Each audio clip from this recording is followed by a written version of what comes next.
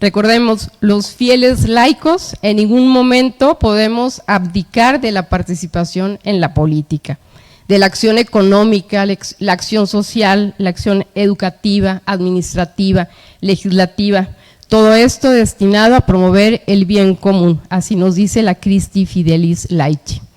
A continuación me permito presentar a nuestro conferencista del día de hoy, casado, 6 hijos, ingeniero electrónico y en comunicaciones, tiene una maestría en administración de negocios, tiene una especialización en dirección de organizaciones, tiene una maestría en gobernabilidad democrática y desarrollo humano, tiene un diplomado en desarrollo social y desarrollo humano, tiene otro diplomado en políticas públicas. Actualmente, bueno, hablaremos de su experiencia profesional.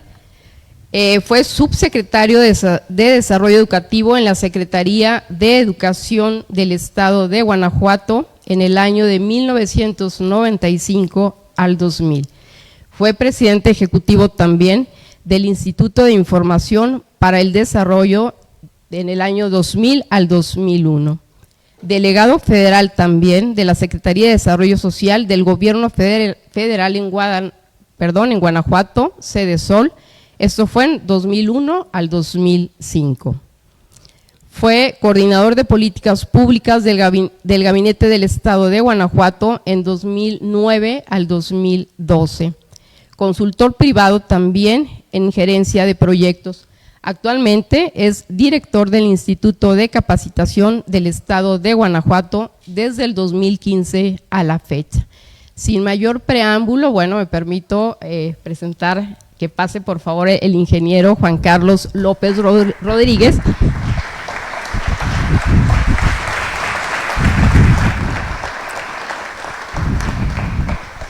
Bueno, ¿sí se escucha? Sí. Bueno, pues muy buenas noches tengan ustedes. Me da mucho gusto estar por aquí. Aquí comparto pues la amistad con muchos de los que están aquí presentes. Ahorita que presentaban el currículum, por ahí anda Tere. ¿Dónde estás, Tere? Ah, aquí estás, Tere. Compartimos el tema de desarrollo social humano y hace una semana estábamos recordando que ya pasaron 20 años de esa experiencia. Y yo estoy seguro que esa experiencia nos marcó porque tuvimos contacto con la gente que menos tiene, que menos sabe, que menos puede y que tiene situaciones verdaderamente de urgencia y de emergencia. Pero yo le decía a Tere que como funcionario público, donde yo me he sentido mejor es en el Instituto de Capacitación. No solo porque ha atendido mucha más gente, sino porque uno puede constatar los cambios que se dan a través de la formación. Y cuando uno dice, oye, vamos a hablar del tema del humanismo, y luego a la luz de aquí en esta trayectoria, donde ponemos el año 33 y el año 2033, yo dije, ¿y qué pasó en 3 años del 30 al 33? 3 años y medio, 40 meses, un parto, ¿no? 40 meses, de estar con un grupo de 12, que después se amplió a 72, más 12, 84, y luego estos fueron por otros 6. En realidad lo que nos queda, despejando la incógnita, ese trabajo aprovechó para ir a San Sepulcro, o sea, hasta eso aprovechó el tiempo, pero la reflexión que hacíamos era, pues en Guanajuato se asesinan, mueren por violencia más de 200 al mes. Nos tocó ir ahí de cerca de su casa, en un anexo de estos centros de rehabilitación, 33 chavos asesinados, jovencitos, uno de ellos de 15 años que había probado la mota y lo habían mandado al anexo. Y dice, ¿qué hicimos para que no estuvieran esos chavos ahí? ¿Por qué estaban esos chavos en ese en ese anexo. El tema de la migración, en Irapuato, que ahí tengo mi casa de ustedes, el día que vayan para allá nos avisan, 4,000 migrantes abajo del puente, esperando que llegue la bestia y luego lo suben, ¿no? Es un mundo realmente complicado. No hablamos de pobreza, desigualdad y otro tipo de fenómenos, pero este es precisamente el momento de que se requiere humanismo. Estas son unas reflexiones que se hacían en el 2018 por la Comisión Pontificia convocada por el Papa Francisco, es la Comisión Pontificia de Ciencias Sociales. Esta Comisión de Ciencias Sociales celebraba 25 años de haber sido fundada por el Papa Juan Pablo II, justamente cuando se cae la cortina de hierro. Y entonces dice, no entendemos las dinámicas sociales, el mundo se ha vuelto muy complejo. Y fíjense lo que dicen las reflexiones. La nación-estado no es un absoluto. Este es un mensaje de la comisión. La nación-estado no es capaz ya de procurar por sí misma el bien común de su población. Ni siquiera de entender el bien común se ha vuelto global. Esto de pensar globalmente y actuar con el prójimo localmente es algo muy importante. México estaba tranquilito antes del 2018, medio tranquilito, algunos problemas durísimos, otros medios ocultos, otros que estaban a punto de salir. Pero a ninguno de los liderazgos se le ocurrió de que los dos procesos sociales que estaban en ese entonces, uno era la globalización económica, ¿no? Pues se veía que eso era lo de hoy, ¿no? Es lo que hay. Y otro era el proceso de transición democrático en México. Y al cambiar el 2018, nos cambiaron las preguntas. No se puede comprender la realidad en una ciudad desvinculada de los vecinos de las regiones y de la realidad mundial. Es decir, se ha vuelto tan complejo que esto es como un tema sistémico. Pero además, en esa misma reunión, dicen, hay problemas que son crisis, pero son crisis dialécticas, es decir, este interés se opone contra este interés y se enfrentan. Y dice, ese tiene una esperanza de solución que es la negociación. Pero dice, tenemos un tipo de encontronazos entre, digamos, sistémicos, ahora se dice entrópicos, o sea, que todo hace que se colapse. Y dice, por ejemplo, en Occidente, pensemos en Europa, porque cuando dicen Occidente están pensando en Europa. Dice, los no quieren o no tienen hijos, ¿no? 2, no quieren migrantes. 3, quieren pensiones suficientes. ¿Es posible resolver este trilema? No. Y los países no cambian. Y luego dice, hay otros lugares donde hay otro trilema, donde hay 3 o 4 cosas que no se atienden a tiempo y son contradictorias en sí mismas. Por ejemplo, oye, los países no desarrollados como México quieren integración, o sea, quieren globalización económica, quieren estar en las cadenas productivas, pero no quieren ceder en la democracia y tampoco quieren ceder soberanía. Entonces, si un pueblo dice, pues yo no cedo en democracia y no cedo en soberanía, pero yo quiero seguir integrado, y entonces Inglaterra se va al Brexit y pácatela, se le da un balazo en la pata. Entonces, fíjense lo que se dice en esa reunión. Dice, además de que el bien común se ha vuelto global, no podemos sacrificar la nación sobre el altar de la soberanía. Hay paradigmas que no son ciertos. Cuando está muriendo un pueblo de hambre, imagínense, jamás utiliza el partido político armado, utiliza a su pueblo de rehén. ¿Les interesará el bien común en Hamás? Jamás. Entonces dice, no es tiempo para la indiferencia, sacrificar la nación, o somos hermanos o todo se derrumba. Eso es el Papa Francisco. Dice, la Iglesia observa con preocupación el surgimiento en todo el mundo de un nacionalismo que desprecia el bien común. Dice, este tema de que se derrumba, el corolario es, lo constatamos en las pequeñas guerras que se libran en la Tercera Guerra Mundial a pedazos. Fíjense lo que voy a comentar. ¿Qué es lo primero que se muere en una guerra? El Papa está diciendo que estamos en guerra. ¿Qué es lo primero que se muere en una guerra? Un comunicador por ahí que sepa esa respuesta. El primer muerto en la guerra es la verdad. Cuando hay enfrentados, no se sabe quién está diciendo la neta. Entonces, abrimos a ver las noticias, y si lo vemos en RTC, sabemos que están los rusos detrás. Y si vemos en TikTok, ¿qué vemos en TikTok? Que se va a acabar el mundo y toda esta...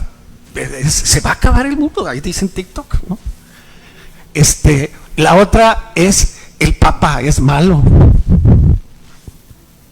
O sea, ¿se dan cuenta? O sea, estamos en guerra.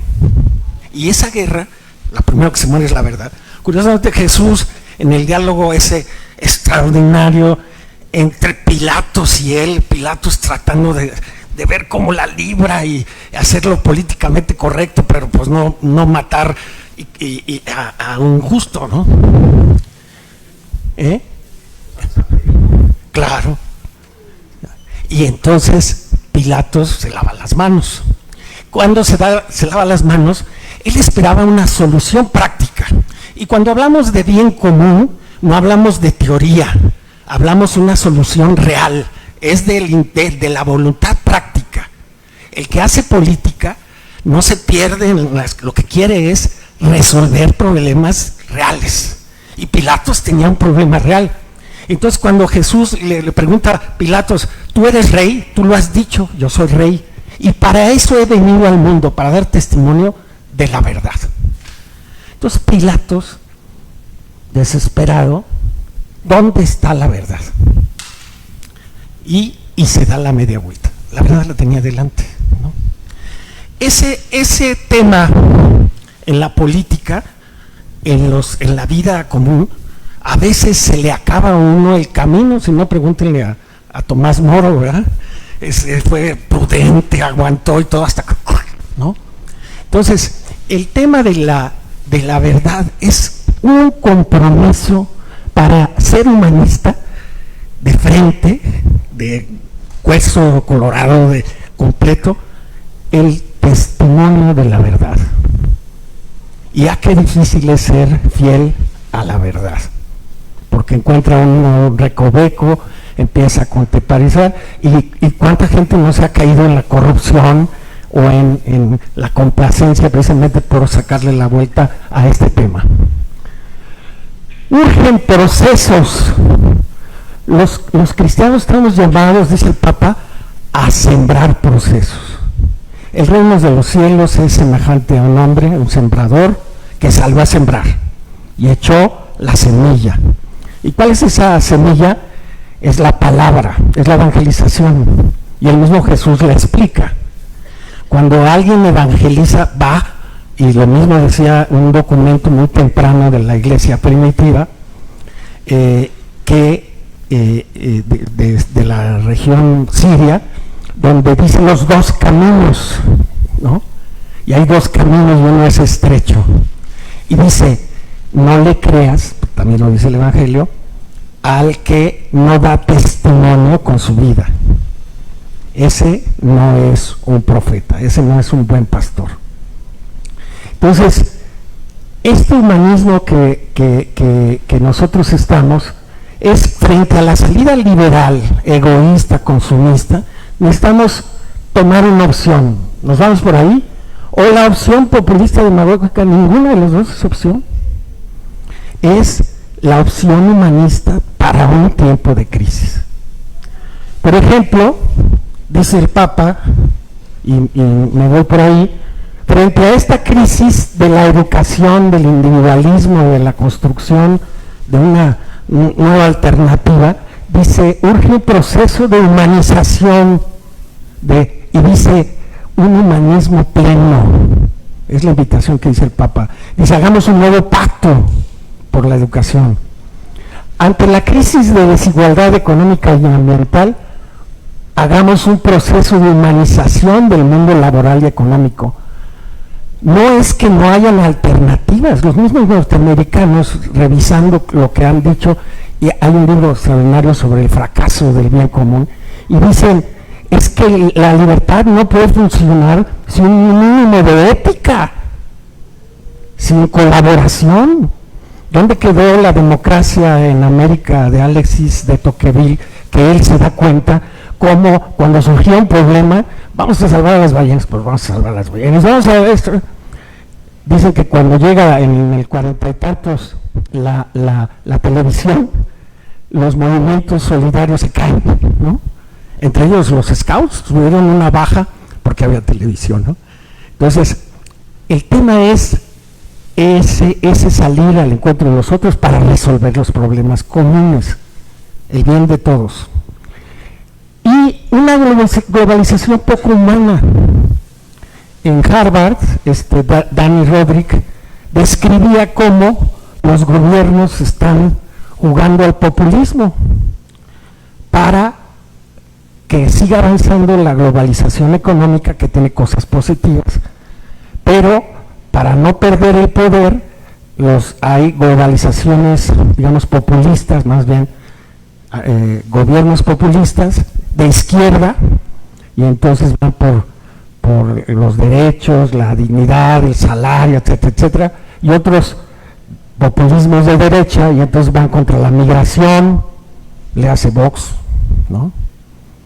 O sea, te cierras frente al otro. Entonces, ninguno de los dos es opción. Necesitamos globalizar la esperanza. Y este es un tema muy importante porque luego los católicos caemos en la tentación de la desesperanza. El compromiso laical, si vamos al catecismo de la doctrina social cristiana, lo primero que dice, esta es una síntesis de la doctrina social cristiana.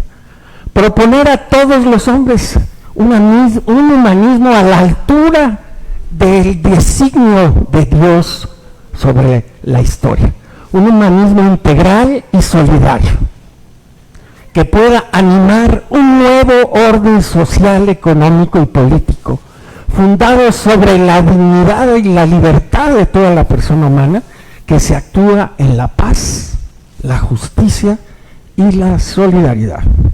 Fíjense, los políticos siempre han tratado de entender cómo construir, y entonces dicen, Lenin decía, pues la cultura versus la estructura, y dice, la estructura, la superestructura económica condiciona la cultura, y entonces lanzan a cambiar las estructuras, los procesos, cómo se hacen las cosas.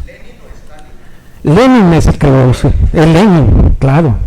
Lenin dice, vamos operando la revolución. Lenin es el genio, digamos, perverso, pero genio, donde dice, impulsemos la revolución mundial. Y dice, tenemos un país, la Unión Soviética, tenemos un partido, el Partido Comunista, y tenemos un grupo que es los Movimientos de Liberación Nacional. Y entonces en el Museo de Nueva York hay una pirámide al revés, donde unos poquitos, el Partido Comunista, controlan ese movimiento de revolución. Lenin es el que tiene ese concepto, hacer la revolución. ¿Cómo? No, ¿Qué dijo que Nueva York? En Nueva York, en el Museo de Arte Moderno, hay una cosa muy rara que es un, no se llama la estatua porque está en movimiento, donde una ruedita chiquita que gira lento mueve una cosa grande que es todo el mundo. Y fíjense, es contraintuitivo, es cómo mueves un mundo con un grupito. Exactamente, bueno, pero pues metió en broncas al mundo. Entonces dicen, llega Gramsci y dice, no, hay que cambiar la cultura. Y entonces dice, tenemos que entrarle con la familia, la educación, porque si cambias la cultura, cambiarás la estructura. La realidad es que el ser humano es carne, es cuerpo y alma, ¿no? Y las dos cosas son importantes. Sí hay que cambiar estructuras, claro, para hacer mejor las cosas y resolver problemas. Pero si no cambias la cultura, el humanismo, el corazón del ser humano, el propio Aldous Huxley hace un libro sobre, no solo el libro de Un Mundo Feliz, sino él hace un libro donde propone su modelo utópico, ¿no? Entonces dice, olvídense de que dejemos de cosechar todos los días. La sociedad es una cosa que se hace todos los días y se tiene que mantener. Porque unos dicen, no, me voy de descanso, vacaciones, a ver qué pasa acá en la política o en la economía y a ver qué. No. En mi barrio, en mi vecindad, somos 1000 familias. 2 abogados perversos pusieron en jaque la mesa directiva. ¿Y saben qué? La inacción de los vecinos nos metió, tuvimos que entrarle y hasta estamos acusados de ¿cómo se llama? Penalmente, porque es puras mentiras, ¿no? Pero es una tarea colectiva y se tiene que defender la sociedad. Entonces, esto que invita el catecismo es un humanismo, y el humanismo es hacer vida. Lo que hace Jesús primero, sí hace una estructura de 12 y luego de 72 y viene ahí la iglesia como la hace, y luego hagan esto en memoria mía, y eso queda con ciclos litúrgicos y queda una cosa maravillosa que solamente se le puede ocurrir al Espíritu Santo. Pero salvo la iglesia, nosotros no tenemos es cátedra ni nada de esas cosas. Nosotros tenemos que buscar la verdad y no podemos descansar, más la parte que nos toca, ¿no? Pero siempre tenemos que estar activos. El buen pastor está pendiente, ¿no? Esta frase es la suma de la doctrina social cristiana. Ahora, los principios no me voy a detener mucho, pero lo quiero hacer de una manera muy sencilla. La familia es un diseño de Dios. La gente nace, como decía Aristóteles, indefensa. Y la familia existe para cobijar, proteger y hacer que ahí, entre papá y mamá, y los hermanos y los abuelos son muy importantes. Entonces, esa familia es absolutamente para los hijos y relativamente para los miembros de la familia. Pero el fin de la familia es ese, una comunidad de amor, ¿no? Y de vida. Luego, toda la demás sociedad, en el diseño de Dios, pues hay una comunidad porque la familia no puede resolver todo y necesita de la comunidad. Y luego hay escuelas que ponen en el siglo XXI, a veces no tanto, si luego están mal hechas las escuelas, pues nos regresan. En el siglo XXI a estos y ayudan a los papás a que esto vaya funcionando. Y luego las empresas que generan riqueza y que esto funciona, sí, siempre y cuando hay un humanismo económico, un humanismo educativo, cultural, un humanismo social y un humanismo político. Entonces, eso tiene un orden y el principio y fin es la persona. Y por eso el humanismo está centrado en el ser humano, en el valor de la dignidad humana. Pero para que esto funcione se requiere que buscar el bien de todos, y eso gestionarlo en la práctica es complicado. Pero lo primero que tiene uno que pensar, olvídense de las categorías del bien común como una utopía, no. El bien común es algo práctico. Oye, los migrantes no tienen que comer, no pueden estar ahí. ¿Cómo los vas a meter a un lugar que, no? Y ahí, claro, porque eso fue muy doloroso. Entonces, esto es, digamos, el designio. Ahora, yo digo que también es tiempo de México. Fíjense, para empezar, vamos a cumplir 500 años de acontecimiento, de que tenemos madre. Lo vamos a decir de esa manera. El 80% somos el único país del mundo perfectamente mestizo. Ojo, qué fifís ni qué chairos, olvídense de esas cosas. Vasconcelos dijo algo de esto, pero el Instituto de Genómica Nacional demostró que este 80% de estadísticamente válido somos los mexicanos que tenemos sangre europea y sangre zapoteca. El 80% de los mexicanos somos mestizos. Díganme qué país del mundo, y luego vienen, empezando por Poinsett en la historia, vienen a enfrentar, los políticos tienen esa habilidad, los malos políticos, de buscar una bandera para conservar y perpetuarse en el poder. Entonces agarran a los blancos, o a los negros, o a los chinos, o a los, ¿cómo se dice?, a los desvalidos, a quien quieren lo agarran de bandera. Y eso en México es 10% población indígena, originaria totalmente, 100%, y 10% en Sonora, porque los de Sonora son los que tienen más blancos, según ese estudio, ¿no? No sé si sea válido para todo el país, es válido para todo el país, pero no sé si demás, ¿no? Entonces, pero además, fíjense, tenemos jóvenes, esa es una buena noticia.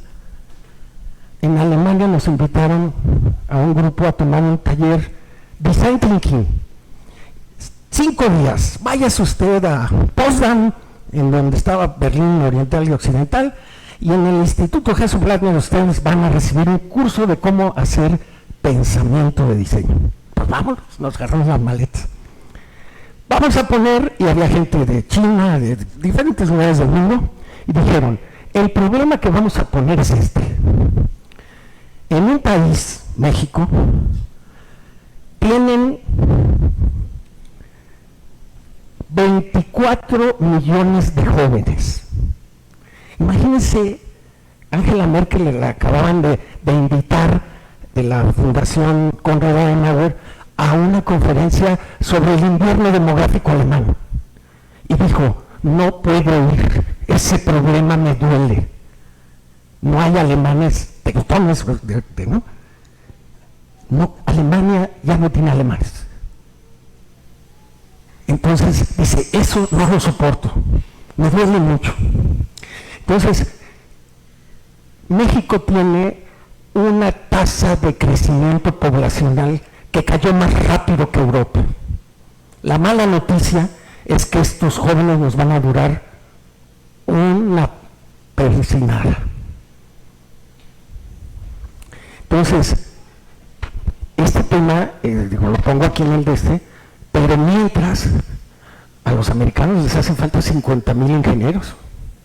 Los japoneses nos han dicho, necesitamos ingenieros porque no hay. En Alemania tampoco hay ingenieros, aunque hay 40,000 en Colonia y estudiando en una universidad ahí muy cerquita de Colonia. Este tema es una enorme riqueza. Pero ¿saben qué? El 40% de estos 24 millones de gentes, 14 millones de mexicanos, no tienen prepa ni tienen habilidades para el trabajo. Tienen un bono demográfico débil. Y las recomendaciones de la OCDE y todos, del BID, México, por favor, cacha a esos jóvenes. Llega el programa Jóvenes Construyendo Futuro y, salvo los que ni trabajan ni estudian, ignoraron a todos los demás. 14 millones de jóvenes. La buena noticia es que el 95% de esos jóvenes sueñan con terminar su prepa y tener capacitación para el trabajo. Hay un fenómeno mundial que se llama la desilusión juvenil, así la llamaron en las reuniones de Davos hace un par de años. Y es un fenómeno donde los jóvenes tienen miedo. Cuando nosotros hicimos unos estudios, pero no con encuestas, sino entrevista directa, mapa de empatía. Oye, ¿cómo te sientes? ¿Qué te preocupa? Dice, me siento triste porque no tengo a dónde divertirme. Me robaron los lugares a los bares donde jugaba deporte. Oye, ¿y qué más te preocupa? Tengo miedo de no terminar la prepa y también estoy espantado porque hay malos salarios. Entonces, en Alemania estaban más preocupados que nosotros y nos pusieron el caso de estudio qué hacer, y ahí tienen a los chinos haciendo diseño para ver propuestas de qué hacer para que estos ninis o gentes que no tienen competencias pudieran calificar. El 50% de estos jóvenes que trabajan solamente están ocupados, pero no tienen sueldos con pensión. Tienen algunos de ellos condiciones críticas de empleo. Entonces la pregunta esa que me hacía al principio, de por qué están esos muchachos ahí, porque están desorientados, porque tienen miedo, porque están como ovejas sin pastor. Uno no puede verlos y quedarse aplastado. Entonces la buena noticia es que tenemos 5 millones de profesionistas, 35 millones de hogares. Esos 35 millones de hogares casi coinciden con los 30 millones de votos que recibió el castigo contra los malos gobiernos. Entonces, ese es un tema, pero con un desarrollo, una posición, el nearshoring, una serie de oportunidades, unas riquezas y demás. Y dice, ¿y dónde están los líderes humanistas? Pues aquí estamos, esa es una muy buena noticia. Un rey invitó a una fiesta y el Señor nos dice, están invitados para mis 2000 años de construcción. Cuando en el Evangelio de Lucas el Señor manda a los discípulos a predicar, regresan contentos y Él se sonríe, se pone contento, dice, se llenó del Espíritu Santo, dice el Evangelio de Lucas. Es Lucas 10, me parece. Ya estoy como los testigos de Jehová que se lo saben, pero me lo aprendí antes de venir. Lucas 10. Bueno, y entonces dice, se llenó el corazón. ¿Quién le transmitió a Lucas esto? Pues la Virgen, ¿no? Dijo, no, mi hijo, cuando estaba diciendo, estaba construyendo su iglesia. Entonces, este Señor nos invita a hacer una fiesta. Envía, Señor, tu espíritu y se renovará la faz de la tierra. ¿Por qué no regalarle de México para América algo al Señor en el 2033? Faltan 12 años, ¿no?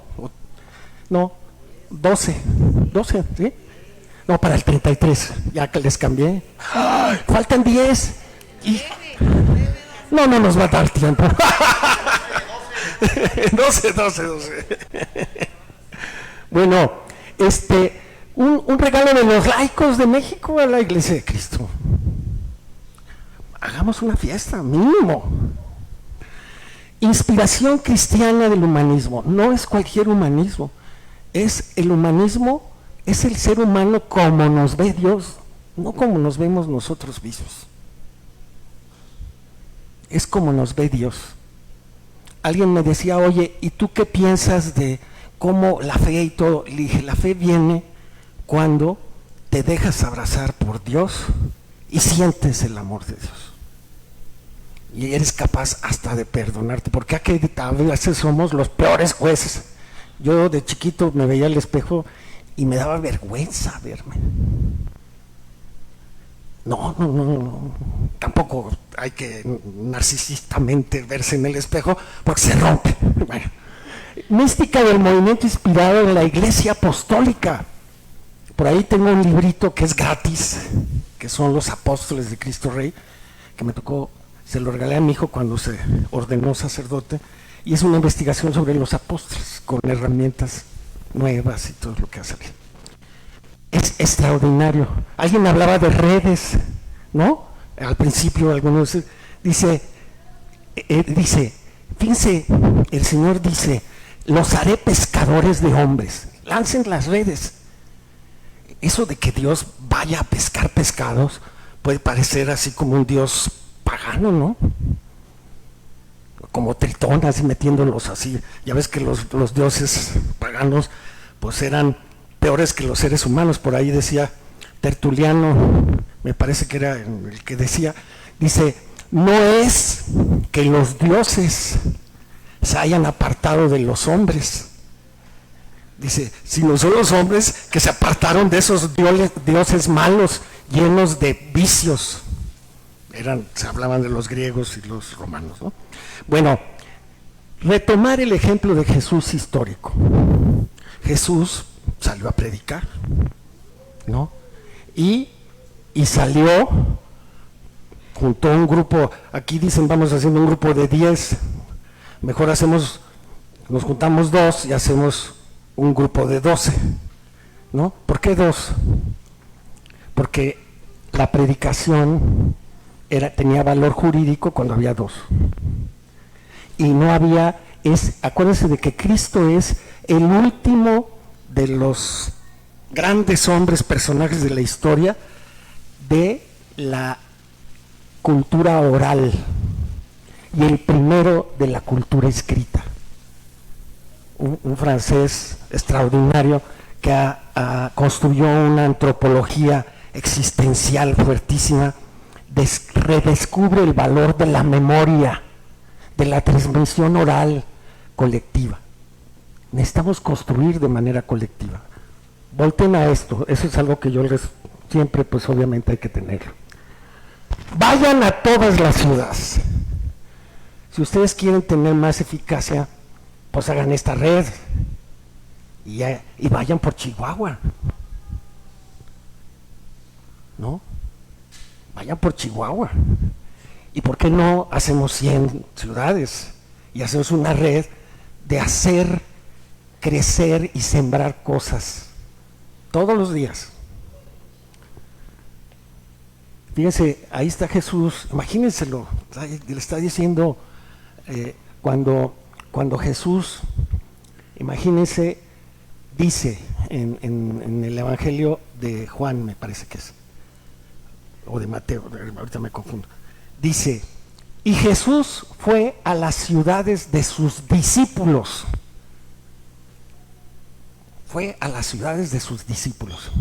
y dice, y estando en donde estaba Juan el Bautista, donde le había tocado bautizar y todo, lo habían hecho prisionero, y estando ahí llegaron 2 hombres, venimos de parte de Juan, ¿eres tú el que había de venir o tenemos que esperar a otro? Y el Señor se voltea y les dice, díganles lo que ven, que los ciegos ven, que los sordos oyen, los tullidos caminan, ¿no? Vayan y cuéntenle eso a Juan. Se voltea y hace un discurso precioso sobre la personalidad de su primo, ¿verdad? Y dice, de los nacidos de mujer, ningún hombre como Juan.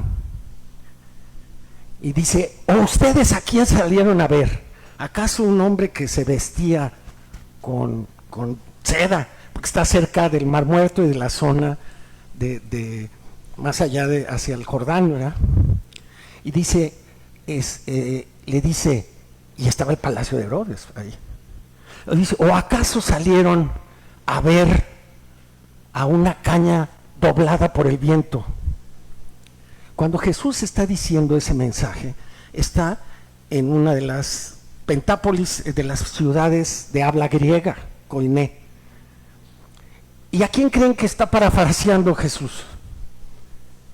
Una caña azotada por el viento, doblada por el viento. Juan el Bautista era alguien que le iba a doblar el viento. Naranjas, es mi patrono, Juan el Bautista. naranjas, a él lo tuvieron que cortar de raíz, ya está el hacha lista. y entonces, ¿a qué se refiere? Está citando una fábula de Esopo, donde el roble está caído así, y le dice el roble a la caña: oye, había teatro en esa época y Esopo estaba de moda, y en esa zona se hablaba el griego, y la palabra hipócrita es una palabra del teatro griego. Jesús estaba hablando en griego. Entonces, esa parte es una persona que está viendo la situación y está predicando en las palabras de la gente. Entonces, y luego les dice: vayan de ciudad en ciudad, de dos en dos. Y esto que les describe de la alforja y demás, en los rollos del Mar Muerto, esas eran prácticas de los judíos antiguos. Las habían rescatado y así recomendaban, iban de dos en dos. En los rollos del Mar Muerto hay un famoso documento de Damasco que habla de esto, en estos términos. Era el judaísmo de su época. Le estaba hablando en su lenguaje. Ciudades, el bien común no es abstracto. ¿Quieren ver si hay bien común? Vean su ciudad. Y ven pobres, muy pobres, desigualdades, colonias de gente que tenemos recursos blindadas ante los otros. Eso no está bien. Tenemos que desencadenar procesos de humanizar las ciudades. Y aquí voy rápido. La transformación humanista de la ciudad. La ciudad tiene todos los elementos del humanismo, humanismo económico, social, político, cultural. Es algo donde ustedes pueden ver reflejados sus proyectos. Hay Gleiser, un extraordinario, tiene un libro precioso sobre el triunfo de las ciudades. El mundo que nos toca es un mundo fundamentalmente urbano y va a ser más urbano todavía.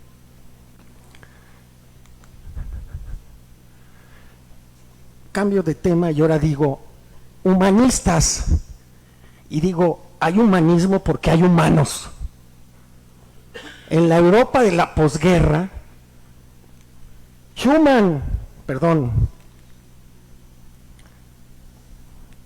de Gasperi, Konrad Adenauer, dijeron: hemos ensayado todo, estaba devastada Europa, dice, ensayemos la verdad.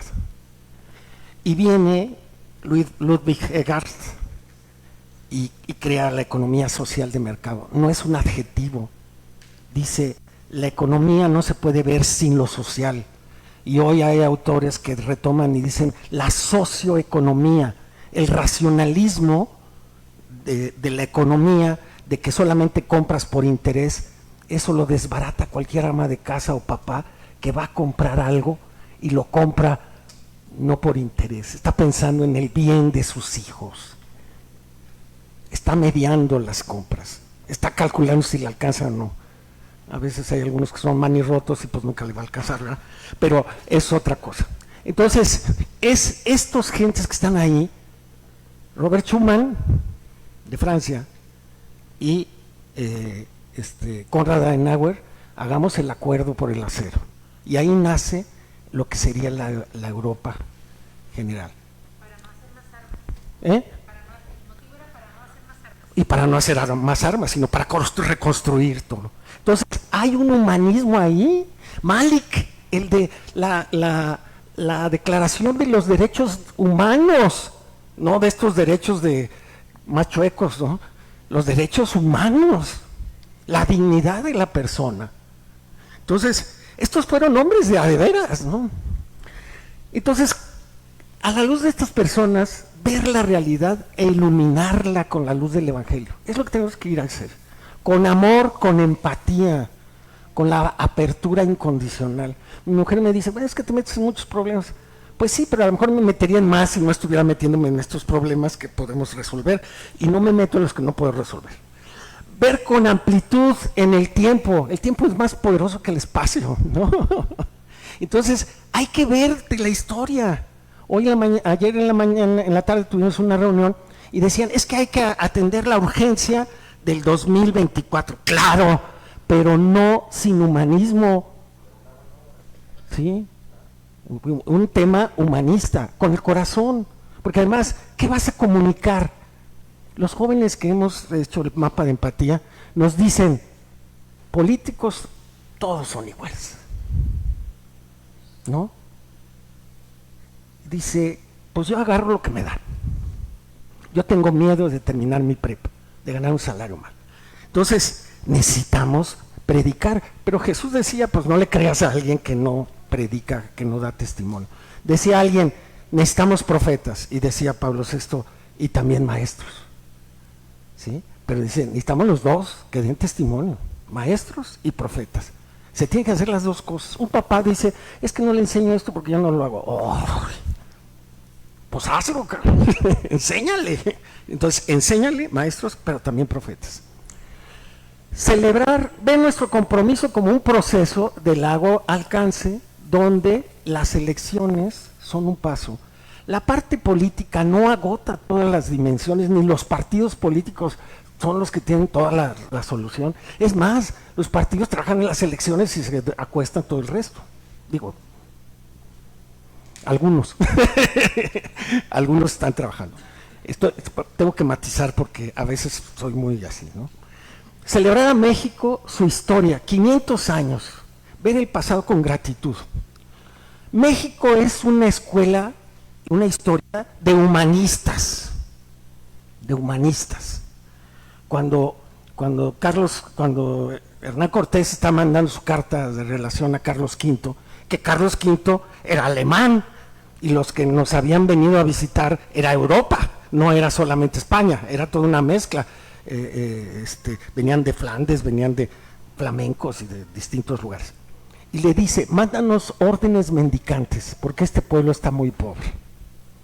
Y llegan los franciscanos, una historia, una epopeya de amor, y luego los dominicos, ¿no? Y luego, ¿quién más? Los agustinos, ¿no? Y una epopeya de humanismo.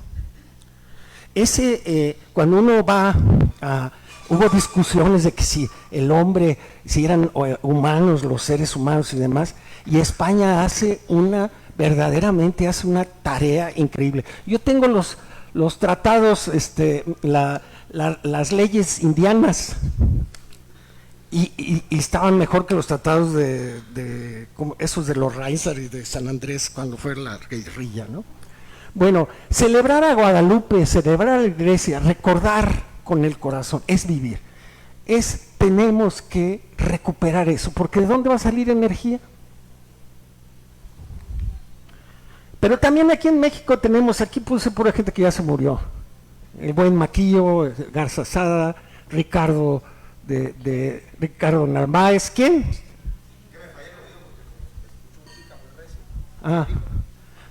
Dije Garza Sada. Porque él cambió una ciudad. O sea, ahí está su testimonio. Vasconcelos, tipazo, cambió la educación, puso las bases. Aquí mi buen, el hermano Enrique Romero Hicks, no, es el hermano de Juan Carlos, Enrique. Entonces, hay gente muy buena y verdaderamente han dado testimonio. El otro día nos estamos acordando de Lenita, de gentes que han hecho una serie de cosas aquí extraordinarias. Tuve el placer de estar con ¿cómo se llamaba? Acá el panista de ya grande, hombre, no, Pancho Barrio lo vi, que murió, Don Luis Sacha Álvarez, ¿no? A él no lo conocí, pero a Luis Sacha Álvarez sí. Bueno, pero hay mucha gente que es real y es buena. Oye, tiene defectos, pues ni que fueran venusinos, ¿no? Entender la política como un camino y una vocación laical. de los que estaban en la lámina anterior, está en proceso de canonización Giorgio de la Pira, alcalde de Florencia. Dormía en una cama de madera y él sí tenía una vida y una pobreza franciscana, ¿no? Un tipazo, buscando hacer la paz, escribiendo a los rusos en tiempo del combate en 1960. Hay un magnífico librito que ya no se puede conseguir, se llama El Evangelio de los Audaces, y está puesto entre otros Schumann, de Gasperi, estos que estaban en Europa, de los audaces. Claro que cometieron errores, pero ellos cuánto bien hicieron. La política es esa capacidad de sembrar cosas. La Madre Teresa echó a andar una cosa chiquita, chiquita, chiquita, y se hizo una abundancia de amor que se expandió. Eso es detonar un proceso. Detonemos procesos. Subamos a nuestros hijos, a todos, hay que empujarlos. Ya estamos muy viejitos. Y ellos tienen ganas de construir, porque ven que las cosas están mal, pero no saben cómo. Y no saben cómo porque está de la fregada, pero si se juntan, el chiste es aprender que con 2 o 3 cosas que se complementen sale una genialidad. La fecundidad se da en los complementarios. Por eso en la doctrina social cristiana decían, es más perfecto que un gremio, por ejemplo, de empresarios o de sindicatos de trabajadores, es más perfecto cuando se juntan estos dos. Es más retador, pero así es como se resuelven las cosas. Cuando se junta un médico con un ingeniero, puede salir algo padrísimo. También puede salir, decían que queda de un grupo de diseño de ingenieros, cuando se ponen a diseñar seres vivos, pues queda un ornitorrinco. O sea, pues no quedó muy bueno, pero puede haber mamíferos que nazcan en huevo y que no nazcan muy bien, entonces lo guardan como canguros ahí en la bolsita, y pues tienen pico de pato y patas de pato y pelos de oso. Entonces dices, ¿qué es eso? Pues un diseño, ¿verdad? A algunos no les gustará, ¿verdad? A mí se me hace genial, ¿verdad? Bueno, ese tema es momento de poner en movimiento la vida política ciudadana. ¿Saben cuál es uno de los problemas más serios que tenemos? Y por eso la desilusión juvenil. Ahora le llaman resiliencia. En mis tiempos se llamaba fortaleza. ¿Quiénes son los resilientes, los fuertes, los que aguantan las cosas así? Nos da una pista un judío en Alemania, cuando Viktor Frankl, y dice, el que tenía un sentido, un para qué, ese aguantaba.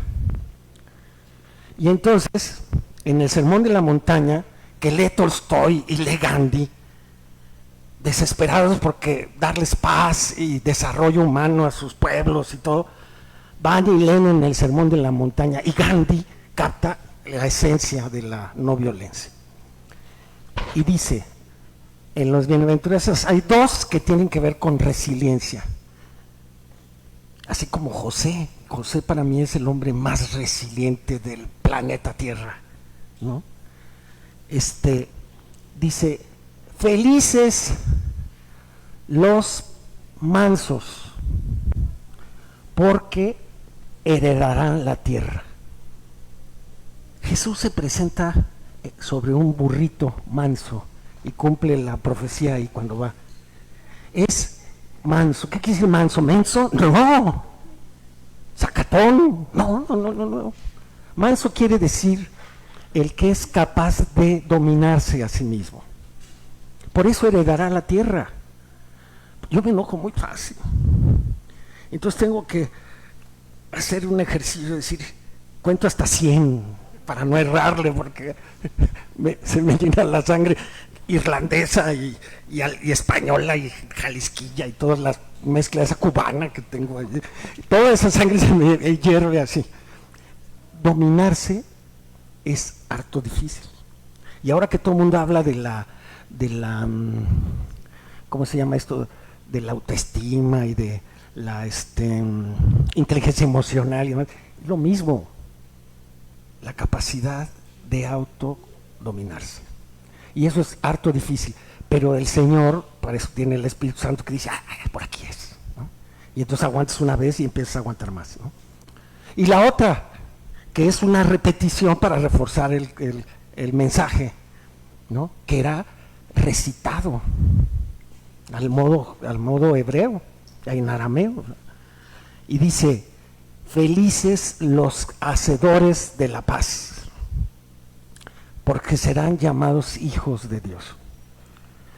Todo el mundo quiere que haya paz en México. Y entonces dice, pues es la policía la que le toca, son los jueces, ¿no? Los aparatos de persecución, de procuración de justicia, ¿no? La Guardia Nacional, el Ejército. Entonces, a lo mejor si se ha calculado que México se pacificará cuando tenga cada ciudadano 10 policías honestos cuidándolo. Pero no hay presupuesto que alcance para eso. Entonces eso no se puede hacer. Y además le pagas más y está demostrado en México que hay más corrupción donde ganan más los policías. O sea, esa es una cosa curiosa, ¿no? Entonces, la paz se construye de manera sistémica, es como un cuerpo fuerte. Los países que tienen una resiliencia como grupo, fíjense que el nombre del juego para crear riqueza se llama el saber productivo colectivo. Ahorita me voy a detener en eso. Pero para crear paz es la conducción política colectiva. Necesitamos trabajar en equipo. Y luego es difícil con mi esposa, y luego si le sumas a mi hija, que piensa las cosas diferentes, es harto complicado, pero se puede, porque la clave es el amor. Aristóteles hablaba de 3 cosas fundamentales para el bien común. El primero, como buen griego, seguramente debió haber pensado que eran los fines compartidos. Sí pensó que los fines compartidos, pero no es el primero. Oye, el trabajo para generar riqueza. También lo dijo, el trabajo en equipo, generar riqueza. Riqueza espiritual y riqueza material, es otro elemento del bien común. Pero ¿saben cuál era el más importante para Aristóteles? La amistad. Porque la amistad es lo único que asegura que pueda uno funcionar en un mundo donde uno no es más que otro. El amor. El Papa Francisco viene a este mundo y dice, por el amor de Dios, es la fraternidad, es la amistad social. Octavio Paz, en una parte magnífica, inspiradora de sus libros, dice, salieron 3 mujeres a caminar en la Revolución Francesa. Dice, una se llamaba Libertad, la otra se llamaba Igualdad y la otra se llamaba Fraternidad. Y entonces se adelantó la Libertad. Y la Libertad iba a echar la fregada. Y entonces se quedó, adiós, hermana Libertad, Igualdad y Fraternidad. Y entonces dijo, adiós. Y entonces se hizo un liberalismo individualista, poco igualitario y poco fraternal. Y entonces Octavio Paz dijo, eso no pudo durar mucho. Entonces, Igualdad, dice, mi hermana esta que se adelanta, ¿no? Y agarró la Igualdad y dijo, ahora vas a ver, aquí todos somos iguales, y la alcanza y la rebasa. Y ahí va la Igualdad hasta allá. Y le hace, ¿no? ¿Y qué pasó? Tuvimos un mundo autoritario, nada igual y mucho menos fraterno. Y entonces dice Octavio Paz, ¿qué pasa si la fraternidad se adelanta? Dice, si la fraternidad se adelanta, va a agarrar del brazo a la igualdad y va a agarrar del brazo a la libertad. Y entonces dice, ¿quién es esta libertad que abandonaron el camino en Europa? ¿Quién es? Y dice, esa fraternidad. ¿Quién es esa fraternidad? ¿Quién es esa fraternidad? Y que dejó atrás. Es hija de la caridad cristiana, es hija de la solidaridad.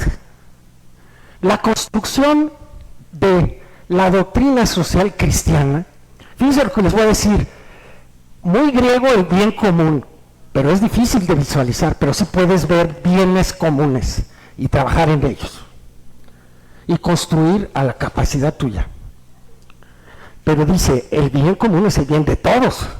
Entonces tienes una gente que es solidaria, tiene la justicia en el corazón. Una gente que es solidaria tiene la paz en su corazón. Y entonces dice, es la hija de la solidaridad y de la caridad cristiana. Todos los sistemas políticos se ríen del amor. Y si llega un populista, hace una caricatura burda del amor, porque eso no es el amor. Entonces, ¿qué es lo que nosotros les diríamos en resumen? Voy a presentar un cuadrito y les dejo la presentación. Y con eso terminaría esta exposición. Miren, se acercó, bueno, le pusieron una trampa ahí a Jesús y le dijeron los fariseos, después de una controversia que se había echado ahí con los saduceos, los fariseos le dicen, oye, maestro, ¿cuál es el mandamiento más importante? Hay uno donde Jesús les dice a un joven, pero le dice, ¿cuál es el mandamiento más importante de la ley?